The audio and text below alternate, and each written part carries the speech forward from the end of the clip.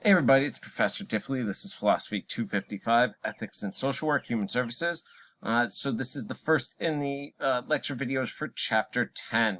What this chapter looks at, and this is a good way to be bringing the course to a close, near the close, is a focus on some, first, we're going to break this in two parts. First, a focus on individual ethics. What we're talking about here is really about the way you go about your job, partly the business of it. Examples, how you deal with taking referrals or making referrals and the ethics of being paid for such things. Also here is about soliciting, how you get clients, how you try to find clients, the ethics of that. The other is about terminating clients, or really your professional dealings with them beyond as a helping professional. These are really just individual, how you run the business, what is right, what is wrong. And also, and especially here in the individual part, focus on individual competence as well as your personal conduct, both on and off the job. The second half of the chapter in these slides will deal about ethics and your colleagues, ethics in organizational and work relationships. So, and you're going to see this one's pretty straightforward in the sense that we're going to use a similar standard for how we approach dealing with our colleagues there, and we'll go through that. But it's one approach that fits a lot of situations, steps you're supposed to take when you see, say, incompetence in your colleagues, or someone is acting unethically, what you're expected to do, how you go about reporting it, if you report it, but we'll get into that. So this is going to be the focus of this chapter and lectures. So let's get into this. Let's take a look at the individual ethics. So where we're going to focus here is section 1.16, 1.17, and then we're going to jump into code parts 2 and 4, and you'll see in the slides specific code sections within those parts. Remember, your code is divided into 4 separate parts. So one, let's deal with referral for services here. This is the first. It's in section 1.16. One, this also relates to competence here, right? If you are don't have expertise in a certain field, the specialized knowledge, to help a client, you should transfer them, or you should direct them to someone who has the experience, is what we want you to do there, right? Because you can be brought up for malpractice if you're practicing with beyond the scope of your ability. So if you don't think you're going to be effective, you can refer a client out to somebody else, and there's nothing wrong with that. That's actually the ethical thing to do, is admit that you don't have the skill or the expertise in that specific area, and get your client to someone who can help them, right? That's putting the client's interests first. How this would become unethical would be, one, say you don't have the specialized knowledge, and you decide to keep the client because you want the money or the experience. Click it too many times. So another part here is when you do refer them out and you cannot help the client, you send someone else. It's about making sure that that transfer is orderly and responsibly, right? So that the client is, your former client or the person you're passing on, is going to be set up and can hit the ground running, that the professional who's taking over has all the pertinent information, right? That you got the client's consent, informed consent to give that information, to transfer them, and all that. It's not enough to just say, hey, no, sorry, I can't help you, go. Here's a name and number of somebody else, and then be done with them, right? You have to make sure you get them their files in a secure way. You got to make sure you're allowed to share that information, that the client has signed off. So, in some rare cases, maybe social workers helping professionals become annoyed with or frustrated with a client, and then just seek to unload them to get rid of them, right? At that point, the professional is looking more out for themselves, right? They say, oh, this client's a hassle, I don't want to deal with them. Here, let me pass them on to someone else. But they don't really follow through. So you got to make sure you follow through. You're not only passing them on because you think this will help them, but you're setting the client up to succeed in the next, with the next helping professional. Another step here will be, and what becomes unethical, is that you're not allowed to take payment or give payment for referrals, when that's especially all that you are doing, is you're the referring social worker. You're just passing them on to someone else. You can't take or give payment for that. Excuse me. Now, why not? The issue where this becomes unethical is because, well, what did you actually do. You just you didn't do anything. You didn't put any work. You just said, "Oh no, I can't help you here. Go to someone else." And you could get payment for that from the referring a therapist or social worker. This has shown up in the past where people just funneling people, clients to certain people so they're going to get a cut, right? Even though I'm sending you to, so the way this would happen and where it's been before is you come to me, I'm the social worker. I have a deal with person X. Person X might not be the best. They're probably, in this case, let's say they're not very good at their job, but I'm going to get them to them because X, the other social worker, is willing to give me a cut of all the money that they make, all the payments that they get from these clients. That's not ethical, right? So why? Because why not? Well, I'm not sending them the client to this Mr. X, social worker X, because they're good or they can help them. I'm doing it because it's going to financially benefit myself, right? That's a conflict of interest there. And so you also can't, so you can't just funnel people. You didn't do any work there. That's not enough. So really what you should do is when you're having referrals, you're doing it for the client, not yourself. You shouldn't be taking money. That's really the bottom line here about referral of services and why you should not be taking money. Again, refer the client when you cannot help them further. You don't have the skill and expertise. Help them get to a social worker or helping professional that can truly help them. And make sure you set up your client, who's now your former client, to succeed with the new helping professional, right? Get the client's informed consent, send over the information, make sure they can hit the ground running, that you're there for any pertinent information, and don't take payment for referrals. That's really what you need to know from this code section. So moving on to termination of services. So you should only terminate clients when subs no longer required or it's not going to help the client anymore. So, again, this goes to some social workers may get frustrated with their clients, a therapist, and say, I don't want to deal with them. They're not worth the time and effort.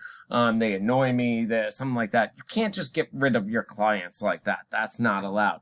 The only really valid reasons to terminate services with a client is that the professional relationship has ended, right? It's no longer required. Remember, you set goals in social work. You'll get this in other classes. And the client setting goals, and you're helping them achieve them. So they've been helped, right? You can't help them any further. Or that, it doesn't help the client needs or interest anymore.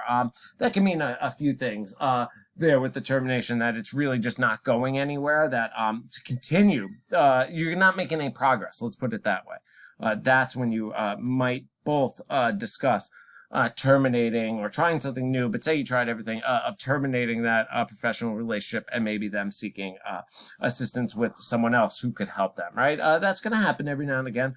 You're just not going to make progress for many reasons. But those are really the only valid reasons to terminate services. Again, and now when you do it, you just don't abandon clients, right? You just don't say, yeah, I'm done with you, right? Again, you withdraw services, only unusual circumstances, right? And then making sure that there's not going to be any adverse effects, right? So, you also got to help them arrange for a continuation if that's there. You just don't say all of a sudden, hey, I'm not helping you anymore. They come in for to meet with you, and you just, again, abandoning them, right? So again, just like when you refer them, you can't just say, oh, here's the name and number, go see this other helping professional. Same thing here. You have to set them up for help. You got to make sure this is in a good situation for the client. Again, their interests are primary. And again, you can terminate clients for not payment of if you have a contract for that, right? So this is the biggest thing. You have to make sure the contract up front says that if they get to a overdue balance of a certain amount or for a certain amount of time, then the relationship can be terminated. However, there has to be some caveats that you can terminate it for non-payment, provided that the client doesn't pose an imminent danger to themselves or others. What do we mean that? Say they're suicidal, you can't just get rid of them because they're not paying. You have an ethical obligation to protect, make sure they're safe. So you can't just get rid of them for that. And there's no other consequences of the the consequences of the current non-payment have been addressed and discussed with the client, right? So you let them know, right, I can't continue. You give them a heads up. You can't, again, just end them, and end it on the first day. This is going to be an issue for some with your clients. They're not going to pay their bills all the time. Maybe they'll be behind on them for various reasons. You also got to remember this is a job, right? This is going to be your career, especially if you're running your own shop, your own agency. You still need to get paid, right? You can still there's nothing wrong in getting paid for what you do. You have a specialized skill, a highly skilled individuals with lots of training and education, and you should get paid for that. So that is not the issue here. So you're entitled to that. But it's when do you terminate them for not paying? It depends. Do you terminate them the first time they miss a bill? No, probably not, right? There's going to be situations. But you also don't want to be taken advantage of. Also, one thing to point out here, though, this is something that's true in a lot of fields here. Attorney is the same. In the ethics courses I was taking, one of the arguments we were made is that really not always worth it to sue a client. You can end the work relationship, but not worth it suing them to try to get your money back, right? So because if they do have a balance and they're not paying it, you're entitled to the money. You could try to collect it. The problem is that once you sue them for that, they're almost guaranteed to countersue you and claim malpractice, right? So they're going to say, well, the reason you're going to argue, hey, I terminated services because they're not paying me. The client is often going to claim, I'm not paying the helping professional or the attorney because they're not good at their job. They've committed malpractice, right? And now you're going to end up fighting each other. So it's not always worth it. Again, if you're owed millions of dollars, that's a little different. But if it's, a few hundred, something like it depends, thousands, it really depends. You just got to be careful, right? If you end up going after them, they will also come back after you, and it could get even more expensive. And that's really the point. Not that you're afraid that you actually did something wrong. It's that it might end up costing you in attorney's fees and, court and time and effort more than the money you would actually get back that the client owed you there. But again, you have to give a little leeway. It's not like the first time they miss a bill. You have to give a little bit. You can create payment plans. There's all sorts of things like that. If they don't have insurance, if they're paying out of pocket, create payment plans. You can be flexible, but remember, it's there is a point where if they're not, you just don't work for free. Is essentially where this comes from there. So moving on to the termination continued here. Again, don't terminate to pursue a social, financial, or sexual relationship with a client. We've talked about that before, right? Once a client, always a client. So that this would be a wrong reason to terminate. And again, if you anticipate this, you got to let them know. Like I said, you have to let them know ahead of time. I mentioned this before. You can't just show up and say it's over with. You got to set them up. Got to let them know. Right? So when would an anticipated termination or interruption of services? If you're moving, right? So you decide to pick up your family, whatever, you're moving to another state. Well, obviously you can't help them anymore. You're moving across the country, across the world. You have to let them know ahead of time so that they can seek referrals and transfer and continuation and all of that. Another interruption could be when you're going on vacation, right? You're entitled to take vacations. You would have to make sure that they are set up so that there's someone there to fill in for you while you're gone. But you also have to let them know. You can't just disappear. Again, it's all about making sure that the client still their needs are being met. And again, if you're leaving the employment setting here, what this is talking about here is more so, all right, I work for one agency, now I'm going to work for another agency. You can tell your clients that, but this is about should they follow you to the new agency or should they stay there? You have to let them know the options for continuation of services at their current agency, or, can you even see them at the new agency? And what are the benefits, risks, and all of that. So again, you can't just say, hey, follow me to this next place because you want to keep up your clients and your clientele. You have to do what is best for the client in this case there.